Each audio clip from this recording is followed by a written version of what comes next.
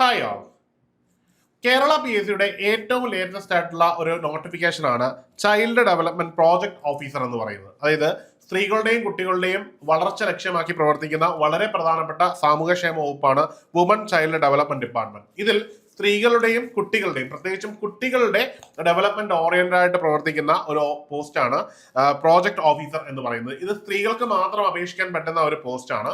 വളരെ ഇമ്പോർട്ടന്റ് ആയിട്ടുള്ള റെസ്പോൺസിബിലിറ്റീസ് ഉള്ള, സൊസൈറ്റിയിൽ വലിയ മാറ്റങ്ങൾ കൊണ്ടുവരാൻ പറ്റുന്ന, വളരെ ചാരിറ്റി ഓറിയന്റഡ് ആയിട്ട് ജോലി ചെയ്യാൻ പറ്റുന്ന ഒരു തസ്തികയാണ് ഈ ഒരു ചൈൽഡ് ഡെവലപ്മെന്റ് പ്രോജക്ട് ഓഫീസർ എന്ന് പറയുന്നത്. അപ്പോൾ ഈ ഒരു നോട്ടിഫിക്കേഷൻ വിശദമായി വന്നിട്ടുണ്ട്. ഈ ഒരു പോസ്റ്റിലേക്കുള്ള നോട്ടിഫിക്കേഷൻ നിലവിൽ വാലിഡ് ആണ്.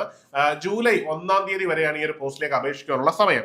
ഇനിയും ഈ ഒരു ഡിപ്പാർട്ട്മെന്റ് ഏതാണെന്ന് ചോദിച്ചു കഴിഞ്ഞാൽ വുമൺ ആൻഡ് ചൈൽഡ് ഡെവലപ്മെന്റ് ഡിപ്പാർട്ട്മെന്റിലേക്കാണ് നിങ്ങൾക്ക് നിയമനം വരുന്നത്.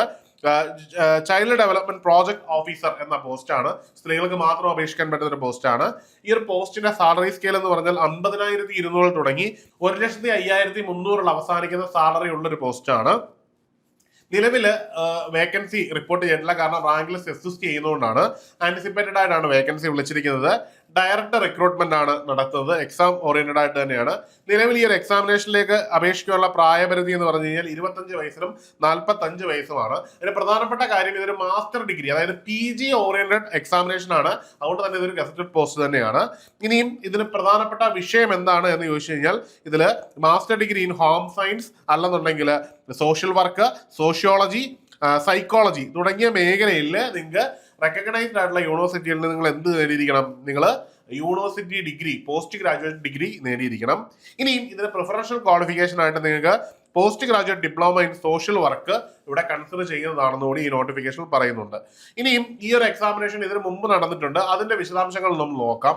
2024 നോട്ടിഫിക്കേഷൻ വരികയും ഇത് പ്രകാരം എക്സാമിനേഷൻ നടക്കുകയും അന്ന് കട്ട് ഓഫ് മാർക്കായിട്ട് 41 മാർക്ക് വരികയും ചെയ്തു.